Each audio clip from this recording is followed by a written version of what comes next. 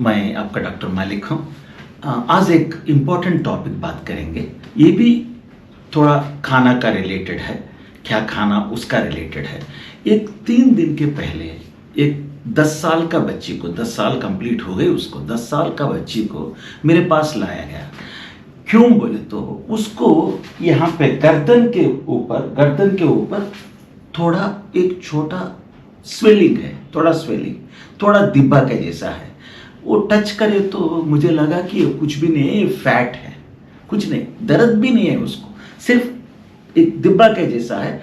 वो अगर हम प्रेस करें लग रहा है कि वो फैट है। एक्सरे कराया, अल्ट्रासाउंड कराया, स्कैनिंग कराया, पूरा फैट बोल के निकला।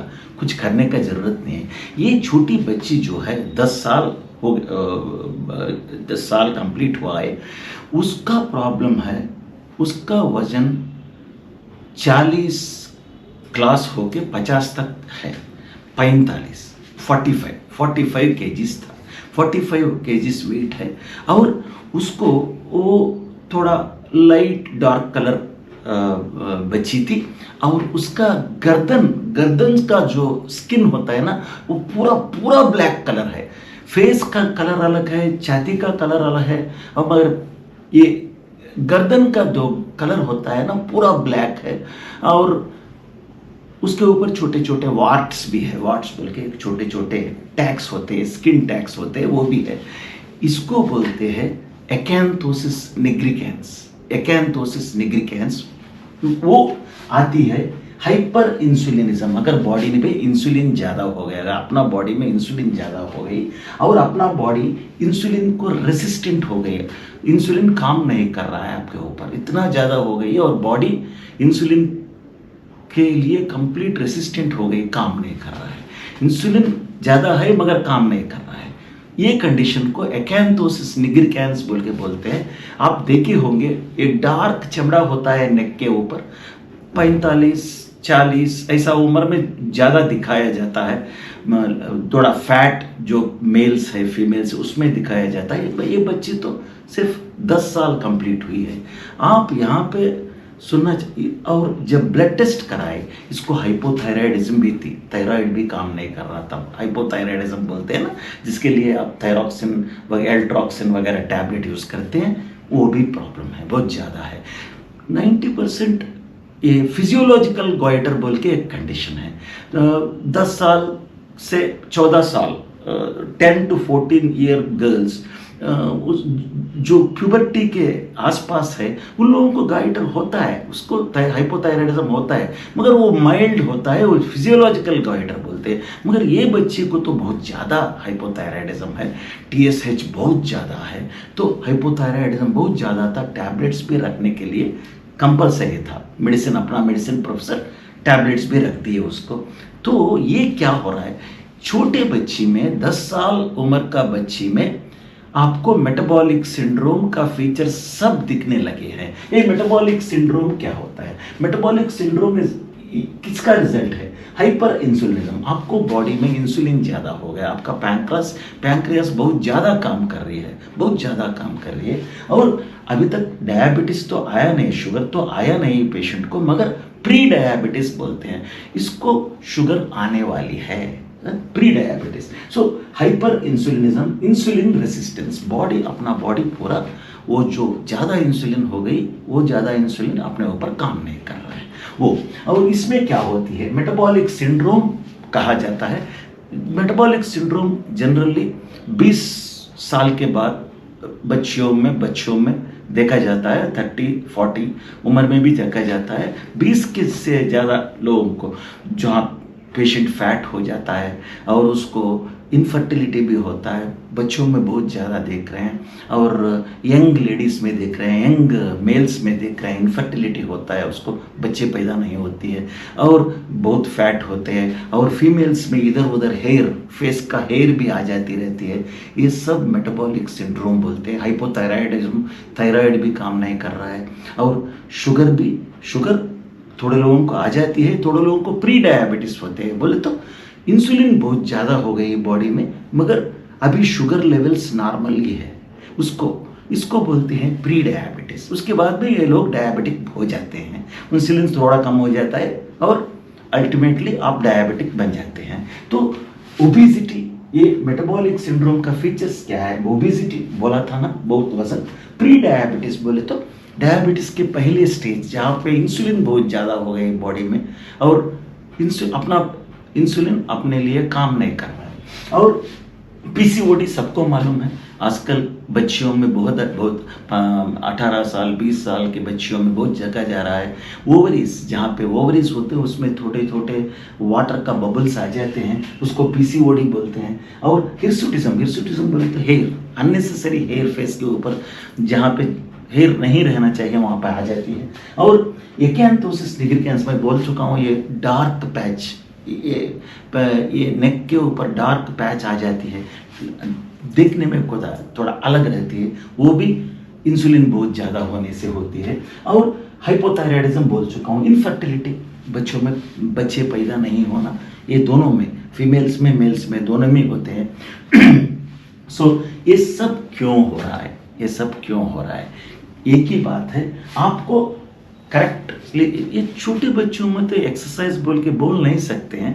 80% आप खाने के ऊपर इंटरेस्ट लेना है और 20% आप एक्सरसाइज के ऊपर कंसंट्रेट करना है। मगर 10 साल के बच्ची को मैं क्या एक्सरसाइज बताऊं, क्योंकि वो खेलते रहती है ना, प्रॉब्ली अच्छी तरह खेल नहीं पा रहा है, अब बाहर जाके खेल नहीं रहा है, इससे भी हो सकता है। सो 80% आप खाने में इंटरेस्ट लेना है, 20% आप एक्सरसाइज, कम से कम आधे घंटे से 1 घंटे तक एक्सरसाइज, आधे घंटे करें तो भी बस एक्सरसाइज डेली करना है, नहीं तो अल्टरनेट डेज 1 घंटे कीजिए, कुछ तो भी कीजिए। और एक प्रॉब्लम है इंटेस्टाइनल बैक्टीरिया, जहाँ पे आपके मुंह से बाहर तक पूरा 10 मीटर का जो पेट और आंत होता है उसमें बैक्टीरिया, वो इसके पहले भी मैं ये टॉपिक कर चुका हूँ, उसमें बहुत अच्छे तरह का बैक्टीरिया होता है, उसको आप प्रिजर्व करना है।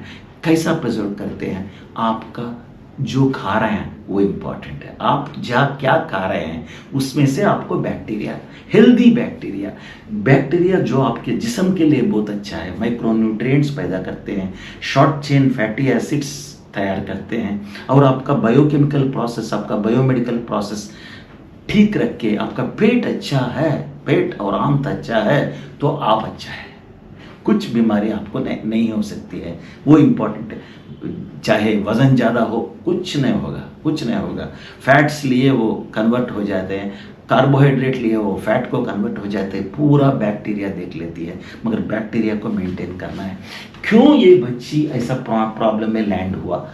एक ही, ज़्यादा शुगर ले लेना, डेली शुगर, हर एक खाने में शुगर, जो पीते हैं शुगर, जो खाते हैं शुगर, ये अर्जेंटली बंद रखना है। और आपका खाने में फाइबर नहीं है, वो इम्पॉर्टेंट है। और सिंपल कार्ब्स बहुत ले लेते हैं, सिंपल कार्ब्स, ऐसे ही बेकरी में जो होते हैं, बेकरी बिस्किट्स हो, नहीं तो आपका पैकेजेस में जो फूड आती है, सो पैकेट्स में जो बाहर में फूड आते हैं और शॉप्स में जो पैकेज्ड फूड्स आते हैं, रेडीमेड फूड्स आते हैं, वो सब बंद रखना चाहिए। ये सब सिंपल कार्बोहाइड्रेट्स है, अंदर जाके इमीडिएट ग्लूकोज बन जाती है। सो पैंक्रियास इतना काम करती है, पैंक्रियास को आप दबा के रख रहे हैं, काम करो बोल के, इतना इंसुलिन पैदा हो जाती है, बॉडी में इंसुलिन ज़्यादा हो गई और बॉडी इंसुलिन को रेस्पॉन्ड नहीं हो रहा है, उसको इंसुलिन रेसिस्टेंस बोलते हैं। आपको अल्टीमेटली मेटाबॉलिक सिंड्रोम में लैंड हो जाते हैं। छोटे बच्चे को भी देख रहा हूँ, 10 साल के बच्चे को देख रहा हूँ, 10 साल के बच्ची को देख रहा हूँ, तो क्या इसका फ्यूचर है आप देख लीजिए। सो फाइबर, सिंपल कार्ब्स नहीं लीजिए। आप क्या क्या अवॉइड करना चाहिए? राइस अगर हो सके तो पूरा छोड़ दीजिए, राइस खाने का जो राइस है वो पूरा अवॉइड करिए। और व्हीट, गेहूं भी बंद कीजिए। अगर आप बोले कि मैं गेहूं बंद नहीं कर सकता हूं, तो एक काम कीजिए, गेहूं परचेस कीजिए। गेहूं का पाउडर, फ्लोर मत लीजिए, गेहूं का पाउडर मत लीजिए आप शॉप में, वो पैकेट में जो गेहूं का पाउडर आती है, व्हीट फ्लोर आती है, वो मत लीजिए। गेहूं आप परचेज कीजिए अच्छे तरह का जो इसमें फ़ायदा ज़्यादा है, फाइबर ज़्यादा जो गेहूं में होता है वो लीजिए। आप फ्लोर मिल में जाइए, आप पाउडर बनाइए, मगर ये शॉप में जो पाउडर होती है वो मत लीजिए, वो पूरा फिल्टर करके लेते हैं, उसमें फाइबर पूरा चली जाती है। आप पाउडर करके लीजिए। मैं तो राइस और वीट, ये राइस जो है और वीट, ये गेहूं जो है, ये दोनों का मैं अगेंस्ट हूँ। मैं सिर्फ सबको मिलेट्स लेने के लिए कह रहा हूँ।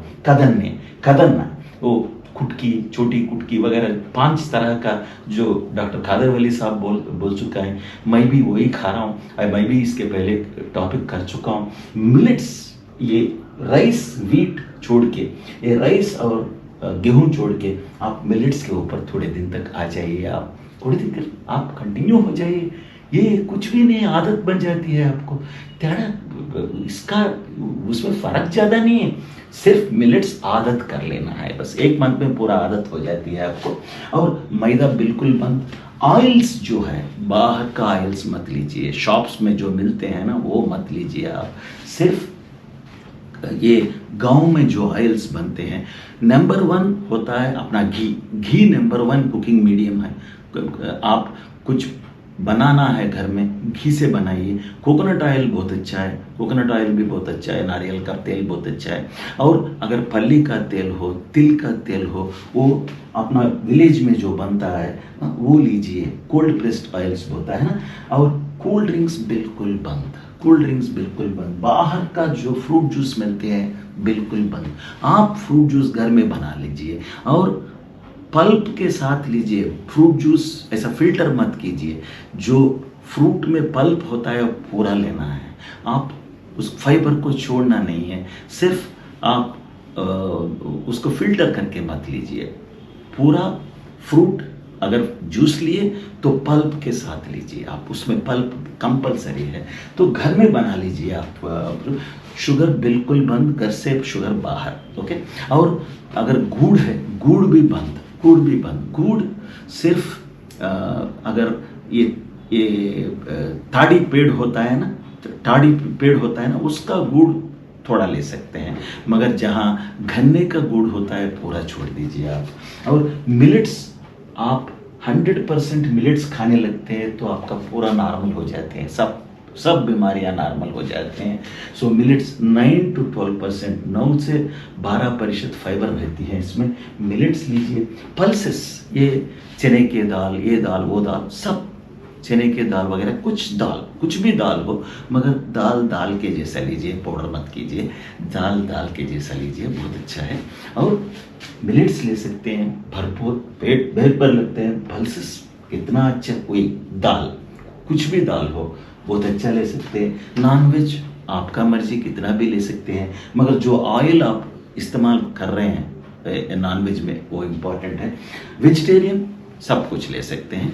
थोड़ा आलू वगैरह थोड़े दिन के लिए बंद रखिए। आलू थोड़ा कम खाइए। आलू वगैरह थोड़ा जो ज़मीन के नीचे होती है ना वो थोड़ा कम खाइए, मगर ज़मीन के नीचे जो फली आते हैं वो सब खा सकते हैं। हाँ, मैं जो बोल रहा हूँ ये आलू वगैरह जो ज़मीन के नीचे होते हैं वो थोड़ा कम खाइए, मगर खा सकते हैं।